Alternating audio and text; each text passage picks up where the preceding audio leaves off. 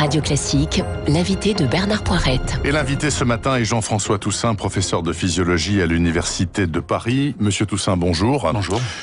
Quand vous avez ouvert les journaux ce matin et que vous avez vu les propos du président du Conseil scientifique disant « Il y a un risque majeur de deuxième vague de Covid à l'automne, septembre, octobre, novembre, on ne sait pas trop. Il faut être extrêmement vigilant. La situation en France est contrôlée, mais elle est fragile. » Qu'avez-vous pensé ?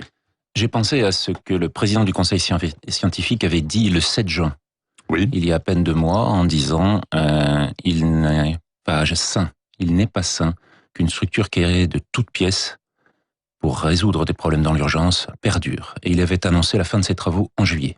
C'est-à-dire la structure en question étant le Conseil scientifique. C'est ça. Nous sommes le 5 août et le Conseil n'a pas fermé ses travaux. Non. Il persiste dans une vision de la crise qui n'est plus tout à fait celle de la réalité. On a parlé de la triste et difficile réalité tout à l'heure.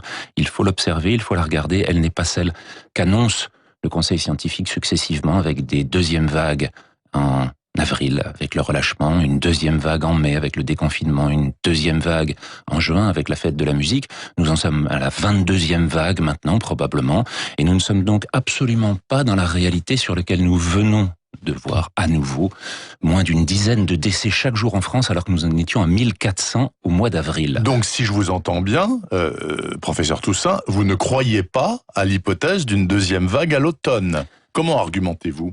Juste avec les chiffres ? Il faut que cette deuxième vague soit fondée sur des cohérences. Or, oui. Le discours scientifique, qui est d'ailleurs plus celui d'un conseil scientifique, mais d'un conseil politico-sanitaire, ce qui est très différent, ce qui nécessiterait d'avoir une représentativité de l'ensemble des régions de France concernées par non seulement cette crise, mais les conséquences des décisions qui ont été prises, en particulier celle du confinement, qui nous amène à une catastrophe économique sur laquelle les plus jeunes d'entre nous vont payer un prix considérable. Les jeunes musiciens sont en train de mourir, les jeunes sportifs sont en train de mourir, les jeunes non diplômés sont en train de mourir. Et on voit toutes ces instances culturelles progressivement s'effondrer dans une situation qui économiquement va dépasser de très très loin par ses effets négatifs les quelques rares effets positifs qu'on croyait être ceux du confinement et qui n'ont pas été démontrés. Alors, attendez, je reviens quand même à ma question. Pourquoi est-ce que vous ne pensez pas qu'on est sous le coup d'une potentielle deuxième vague ? Vous me l'avez pas encore dit. Alors, il faut définir ce qu'est une deuxième vague. Oui. Si on dit c'est le relâchement, on a vu qu'il n'y en avait pas. Si on dit c'est la fête de la musique et les rassemblements des jeunes, il n'y en a pas. Si on dit c'est le reconfinement à Leicester ou en Rhénanie-Westphalie ou de la Catalogne qui doit changer le taux d'hospitalisation dans ces régions, il n'y a pas eu le moindre effet de ce qu'ont été annoncés dans ces régions-là par la suite. Donc, ce qui se passe sur la potentielle réélévation du nombre d'hospitalisations et de décès à l'automne est une saisonnalité. Cela n'a rien à voir avec une deuxième vague et ça veut dire que ça fait introduire un paramètre qui n'a pas été pris en compte par le Conseil scientifique au mois de mars, qui était celui de la dépendance à l'environnement. Or, ces éléments-là sont en train de se passer en Amérique du Sud. Il faut surveiller de très près ce qui se passe au Brésil, au Chili, au Pérou, en Colombie, où ces taux sont encore en train de s'élever, voire peut-être en train de diminuer, mais enfin c'est de là que viendra la saisonnalité à l'automne, et pas du tout par le comportement des Français ou qu'ils mettent un masque dans les lieux ouverts, comme ce sera le cas la semaine prochaine. Donc, professeur Toussaint, vous dites, c'est très clair, ce virus réagit à la saison. Il fait chaud, il fait froid, il fait humide, il fait sec, etc. Il est plus ou moins virulent, plus ou moins agressif. Donc vous pensez qu'à l'automne, il ne sera pas plus agressif qu'il ne l'était au printemps, voire moins. Alors on ne sait pas du tout quel sera le niveau d'intensité. Il est toujours là, on le constate simplement parce que les bêta-coronavirus sont ceux du rhume. Ce SARS-CoV-2, on fait des tests aussi. On fait des tests de plus en plus nombreux. Ce SARS-CoV-2 est partout dans la population. Et c'est très bien qu'on le découvre parce que cela veut dire, le professeur Eric Combe du Conseil scientifique vient de le dire dimanche, ce qui est là encore une bascule à 180 degrés par rapport à ce qu'était la philosophie du Conseil scientifique, vient de dire dimanche que c'était important que les jeunes se fassent contaminer pendant cet été, puisqu'ils seront, et là on redevient un peu scientifique, les piliers de l'immunité collective l'hiver prochain, si jamais une saisonnalité s'instaure. L'immunité collective intervenant au-delà de 60% de la population touchée. Pas Non. du tout. Ça, pour la rougeole, il faut qu'on soit à plus de 90-95%. Mais pour ce SARS-CoV-2, on ne sait pas du tout. Et au doigt mouillé, on a sorti un chiffre de 60-70% sans valeur scientifique. Le nombre de décisions qui ont été prises sans fondement scientifique. Parce qu'on ne sait rien. Parce qu'on ne sait pas et qu'on évolue à vue. Ouais. On navigue à vue.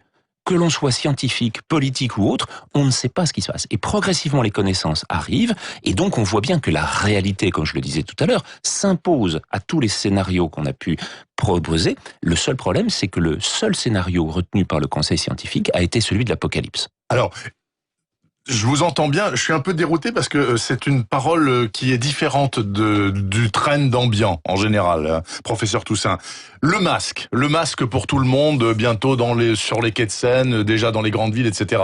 Ça sert quand même, c'est utile, non ? Ça sert au mois de février. Au début, on disait que ça servait à rien, maintenant ça sert. Ça sert au mois de mars, ça sert au mois d'avril, au moment de la phase exponentielle, explosive de la maladie. Et les pays qui ont mis en place ces distanciations sociales et le masque dans leur population, comme la Corée, le Japon, Taïwan, ont réussi à avoir des taux 100 fois inférieurs à ceux des pays européens. 100 fois inférieurs en termes de décès, c'est-à-dire le prix le plus lourd à payer et celui sur lequel on mesure réellement une pandémie. Eh bien, ces pays-là n'ont pas confiné. Oui.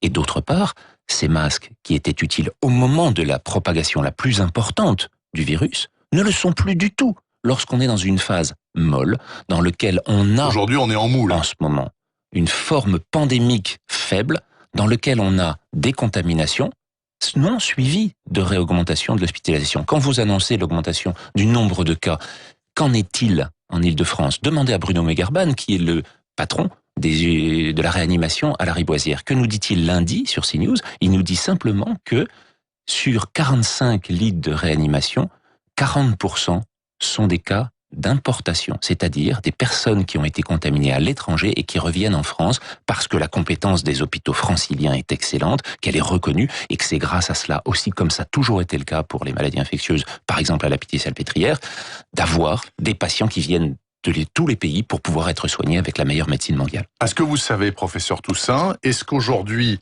un patient gravement atteint par le Covid-19, qu'on hospitalise en réa par exemple, a de meilleures chances de s'en tirer parce que les médecins, en 5 mois, ont mieux appréhendé la chose. En mars, ils savaient pas quoi faire, les gens mouraient en 24 heures, ils savaient pas pourquoi. Aujourd'hui, on les sauve plus facilement? On les sauvera plus aussi demain? L'ensemble des protocoles ont avancé dans ce domaine, mais il faut bien reconnaître qu'on n'a pas de traitement curatif. Il n'y a pas de traitement, les antiviraux ne fonctionnent pas, l'ensemble de ce qui avait été proposé ne fonctionne pas. La seule thérapie et le seul élément qui ne dépend que de vous, c'est celui de maintenir sa condition physique. La différence qu'on a eue entre les personnes réanimation et les personnes qui ne rentraient pas en réanimation est principalement liée à leurs conditions, c'est-à-dire à l'absence de facteurs de risque cardiovasculaire, à l'absence d'obésité, à des personnes qui n'étaient pas sédentaires. Ça dépend de nous. Ça, ce sont vraiment des comportements qui changent le risque de rentrer en réanimation. Après, les protocoles ont évolué. Ils sont ceux sur lesquels on voit progressivement apparaître, mais il ne va pas y avoir une différence massive en termes de pronostic pour ceux qui rentrent actuellement. Donc j'ai bien compris, vous ne croyez pas à une deuxième vague submergente à l'automne, vous l'avez bien expliqué. La valeur du masque est, selon vous, toute relative. Je ne dis pas que je ne crois pas, je dis simplement que cette saisonnalité n'est qu'une hypothèse qu'il faut prendre, mais elle ne dépend pas des comportements des Français. Elle dépend de ce qui se passe en Amérique du Sud actuellement. Ok, et de ce qu'on constatera en Amérique du Sud qui pourrait se produire chez nous. Il faut des mutations, il faut des dépendances, il y a un grand nombre de facteurs pour introduire une saisonnalité, ce que les orthomyxovirus ont fait, c'est-à-dire ceux de la grippe, sur lesquels on a bien cette alternance hémisphère sud, hémisphère nord à chaque saison, mais il faut pour cela qu'un grand nombre de conditions soient réunies sur le plan virologique, ce qui n'est pas certain pour le SARS-CoV-2. Bon, donc, si j'ai bien compris, tout l'axe du travail à faire, ce que ce soit par les politiques et les médecins, etc., c'est de sauver les personnes âgées, une nouvelle fois, s'il y a un retour de la pandémie faible ou moyen, etc., puisque ce sont encore eux les cibles prioritaires. Donc eux, il faut les écarter de ceux qui sont éventuellement asymptomatiques et qui sont porteurs. Ça reste de très loin la cible principale. Quand on regarde tous les éléments, qu'ils soient démographiques, qu'ils soient politiques, qu'ils soient environnementaux, le principal qui sort, c'est celui de l'espérance de vie des populations, c'est-à-dire le fait d'avoir atteint un des maxima du développement humain, celui de l'augmentation de l'espérance de vie. Et plus encore, c'est celui de la perte de la progression d'espérance de vie. C'est-à-dire que les pays comme les États-Unis et la Grande-Bretagne, qui ont déjà commencé à voir diminuer leur espérance de vie, sont ceux qui ont payé le prix le plus lourd. Eh bien, dans ce domaine-là, il faut qu'on puisse comprendre comment ces éléments vont aborder et mettre à risque les plus fragiles, qui sont les personnes âgées, effectivement. Merci infiniment, c'est très clair. En tout cas, Jean-François Toussaint, professeur de physiologie à l'Université de Paris sur Radio Classique ce matin pour une parole différente, me semble-t-il. Et Dieu sait que j'en ai fait des interviews sur le Covid depuis 5 mois sur Radio Classique ce matin. Je vous souhaite de bonnes vacances si vous en prenez, Monsieur Toussaint.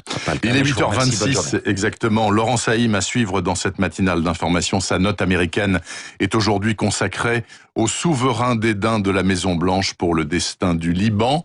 Et ça ne date pas de Monsieur Trump.